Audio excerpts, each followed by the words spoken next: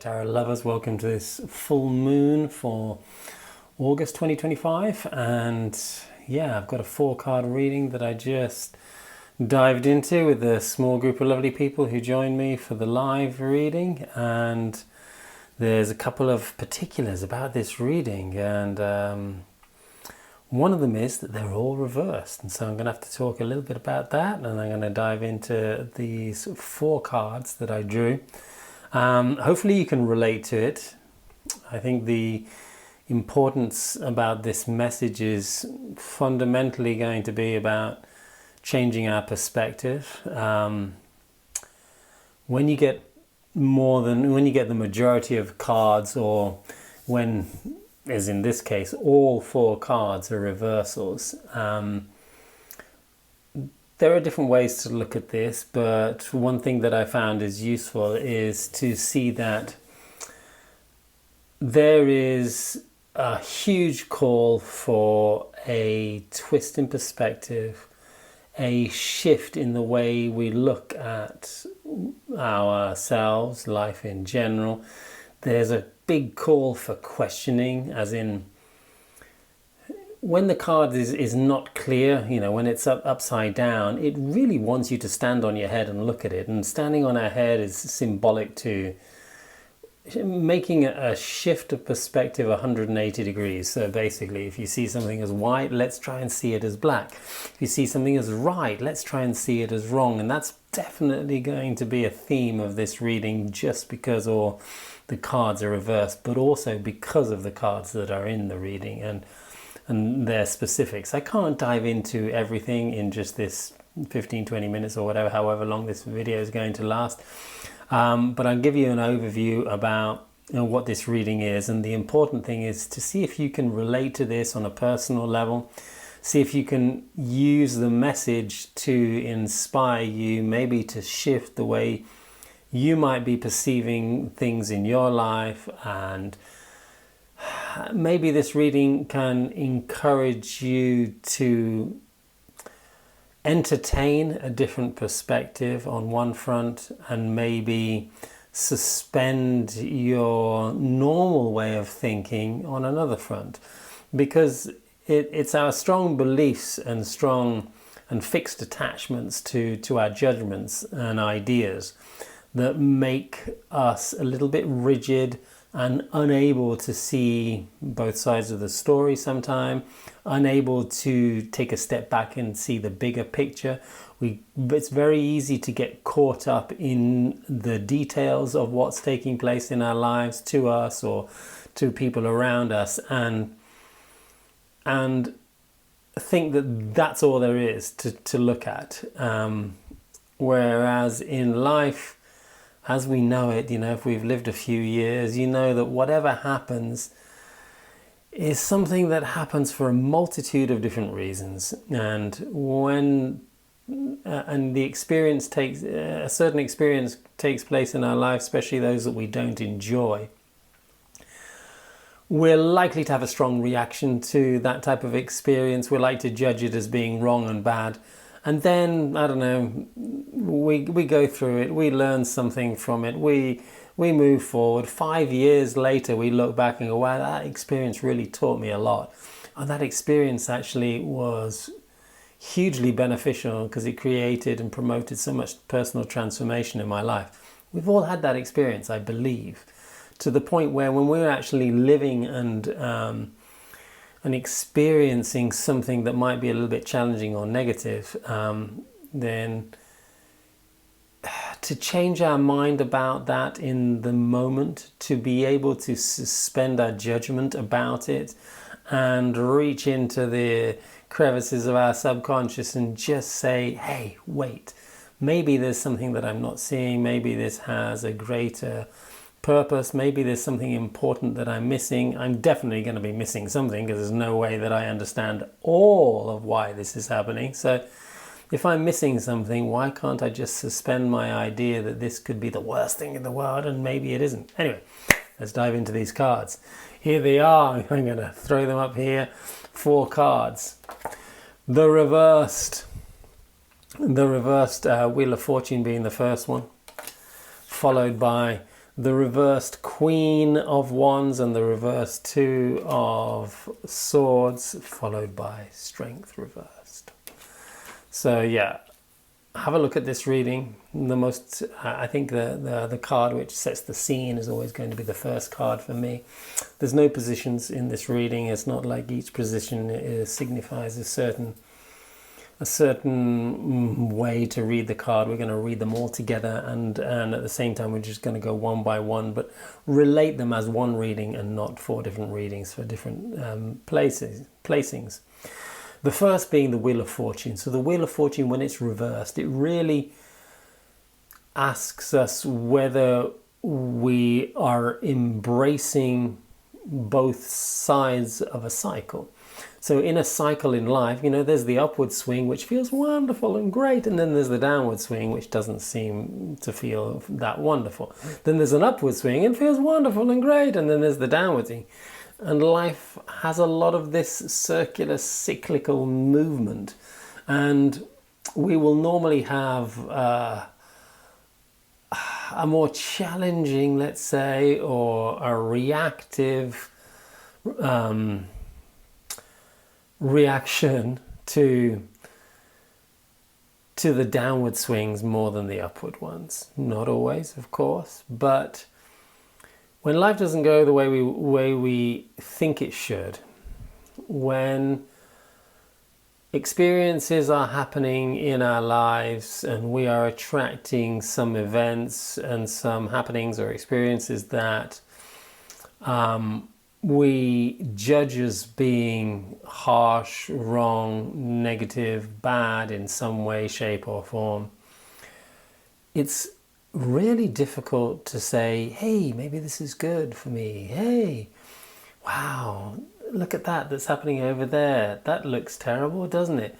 But maybe there's something more beautiful behind that happening that I'm judging as being wrong. It's really difficult in the moment that we're experiencing something challenging or negative to change our mind about it. And this card is saying, see if you can. It's laying down the gauntlet and challenging us to stop resisting what is happening. We sometimes naively believe that if we resist what is happening, if we fight against what is happening, it'll stop happening. Because we experience quite a lot of the time that we can block things from happening, which we imagine is a good thing sometimes. And don't get me wrong, in some circumstances, a little kid is running towards the middle of the road. Yes, we block their path. We stop them from doing that. This is a good thing. But in that experience, and this may not be a great example, but in that experience, we accept the fact that kid wants to cross the road for whatever reason. And we embrace the fact that he's not done anything wrong. We're not gonna get angry with him, maybe, because this is just an innocent story, but we can step in and move. But we can step in through compassion, we can step in through love, we can step in accepting why this experience is actually happened. We can also step in through fear. We can also step in through rejection. No, you shouldn't do that. And we can shout and block the kid's movement with anger, aggression and fear. The two actions of stopping the kid look exactly the same, maybe, from the outside. But the energy behind them is going to be fundamentally different. One comes through accepting where the kid is and who the kid is and why he's doing what they're doing and then stepping in. And the other comes in and says, no, that's the worst thing in the world. How could you do that? You're going to put yourself in danger. No, you shouldn't do that. That's very scary for mum and dad, blah, blah, blah, blah, blah. And creates a trauma in the child. Not so much because you blocked his path towards running across the road, but because you told him how bad and wrong he was. And that's what he'll remember and feel. In a similar way, we look at the experiences in our life and we look at the experiences we see around us, and it's very easy to see what's wrong to see what we don't like, to see what is delicate and dangerous and awkward for us and challenging for us, and to blank it out as being the worst thing that could ever happen, and this shouldn't happen, this is wrong. And yet, let's go back to that experience of ourselves 5 years ago when we experienced something wrong that had some incredible lesson for us, that taught us the most important thing that we have learned in our life up to date. And without that very harsh, very challenging, very devastating experience, we would never have learned what we have learned. Maybe we haven't learned it yet. Maybe we've got to wait another 5 years until that experience in the past turns out to be a blessing instead of a curse. But this is asking us to stop resisting the negative that takes place, that we are judging as negative, because in life, even the downward swing is not wrong. The downward swing of every cycle of a cyclical movement of the world is not bad or wrong. The death of life as the earth moves into winter is not wrong. And then the cycle as we come out into spring and summer, thinking, oh wow, much light, joy, love, great, death, oh that's terrible.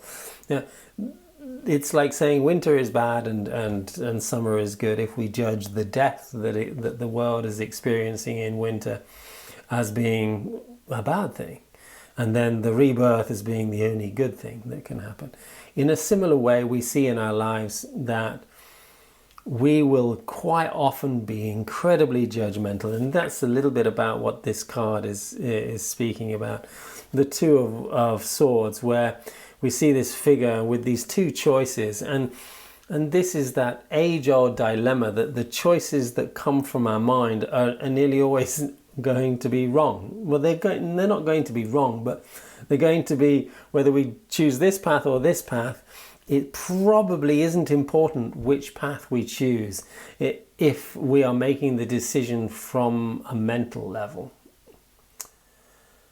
The mind is very good at separating things. The mind is exceptionally good at dividing things up, putting things in boxes, categorizing things, rationalizing ideas. But it's not very good at being heart-centered. It's not very good always at connecting with empathy and connecting with compassion and connecting with love. The mind wants to be intellectually and rationally decisive. No, look, when this happens, this is always going to be wrong. But what about in that circumstance? No, it's always wrong. And what about if this happens? Oh, no, it's always wrong. And this black and white sort of very dualistic nature of the mind is something that's challenging in our lives. It makes us very indecisive on one level, because we've forgotten to choose from a place of equanimity, from our hearts. We've forgotten to see both sides of the story and recognize that probably most of our options, if they come from a mental level, are not necessarily going to be either good or bad, or right or wrong. They'll probably have dualistic results, and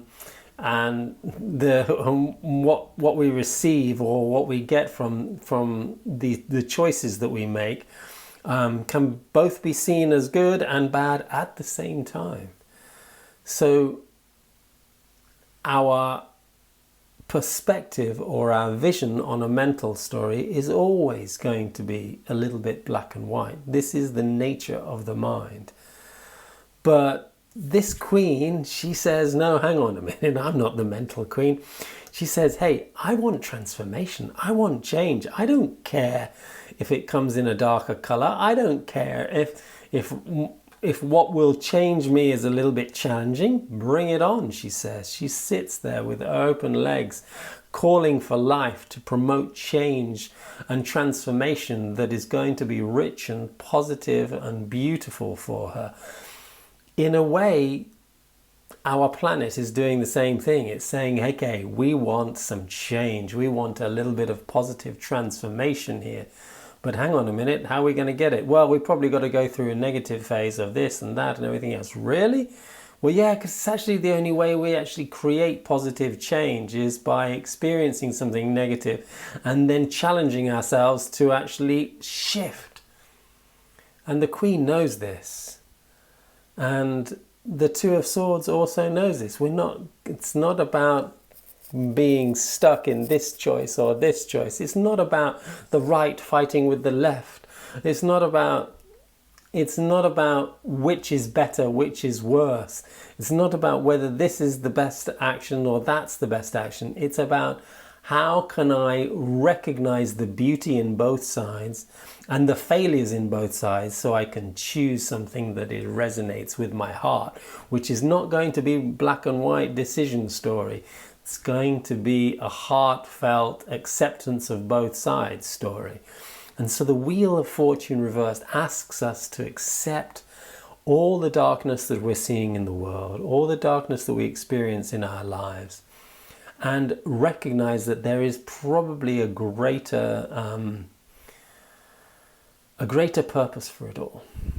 And even if it's just suspending our belief that something is obviously bad and wrong, let's see if we can just suspend that belief and maybe even entertain the idea that there could be something important from this that I'm not seeing. There could be something valuable, rich, transformational in my life perhaps, or in the life of those around me that I'm seeing are affected in some way, that may well be positive for reasons that I cannot fathom right now, for reasons that I'm not able to touch or see. But let me just shift the way I look at something. Let me just stop being stubborn. Let me stop resisting the experiences that are happening so that I can accept them, so that I can experience them properly. Because if there's a lesson to learn, pushing them away will not allow me to experience that lesson, to actually embrace that lesson. No, all I'll do is fight it. I'll fight the lesson, I'll fight the experience. I won't learn from the emotions that need to be, that my life is calling for me to experience. I will not learn from that or anything else. I will just be in the mode of rejection to the experience that is presenting itself in front of my eyes.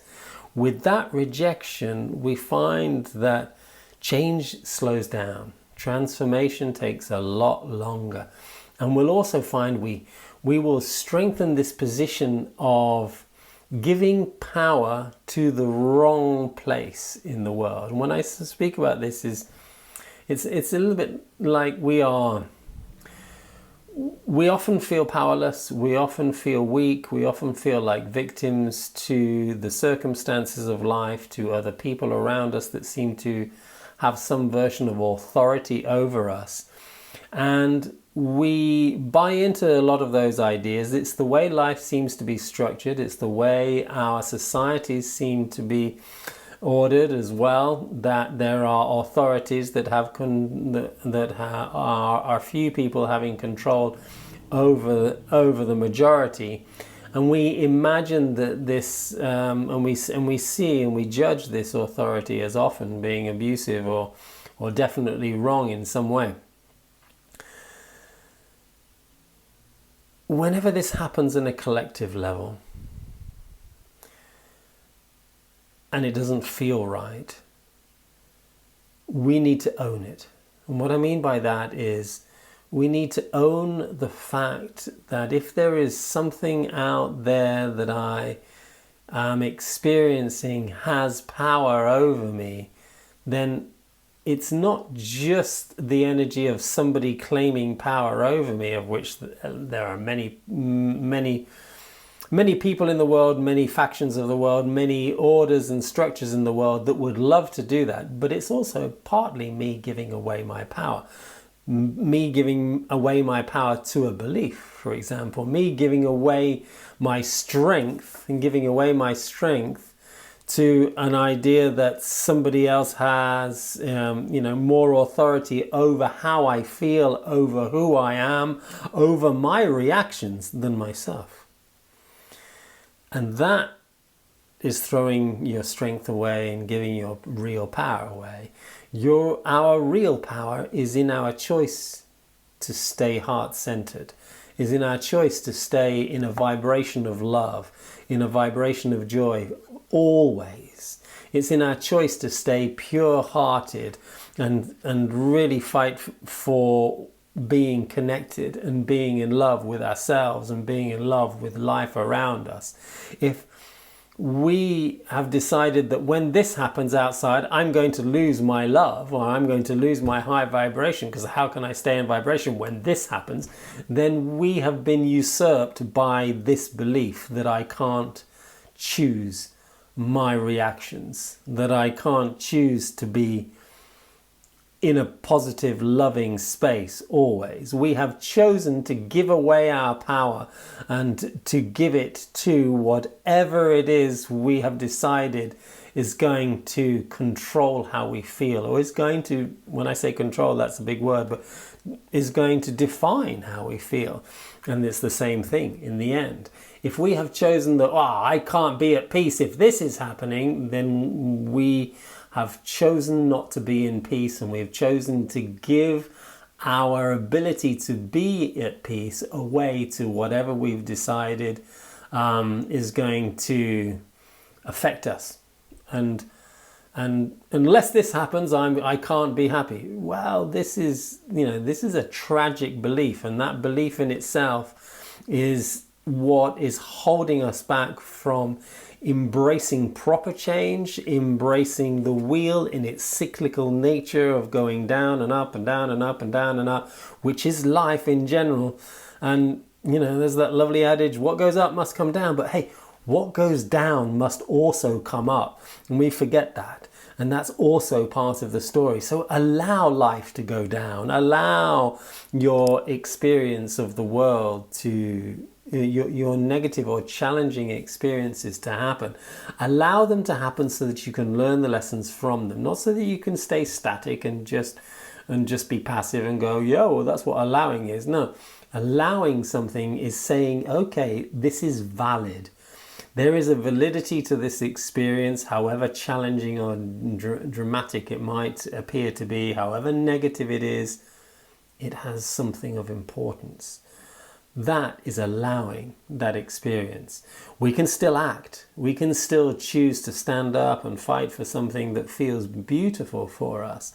But we're not going to be fighting against the experience that we are feeling a reaction towards. We're going to react, observe our reaction, and then make a conscious choice about what would be a beautiful action to make from a place of acceptance and from a place of seeking beauty instead of fighting what is challenging. When we fight what is challenging, it just takes a lot longer for the change to happen. And when a change is destined to happen, it's going to come with a little bit of destruction. All transformation includes a little bit of death, and there has to be a little bit of death in many different places in order for rebirth to take place. And this is just one of the natures of life. And so if we can shift our perspective or suspend our strong judgment about negative things that are taking place in our life or negative things that we see around us just for a moment, and maybe entertain the 180-degree perspective that there could be something beautiful here, then we will shift all these cards around. We will find that center belief in the duality of our mind. We'll open our hearts like the Queen of Wands to create the transformation. We'll go down to the bottom of that wheel and start coming up.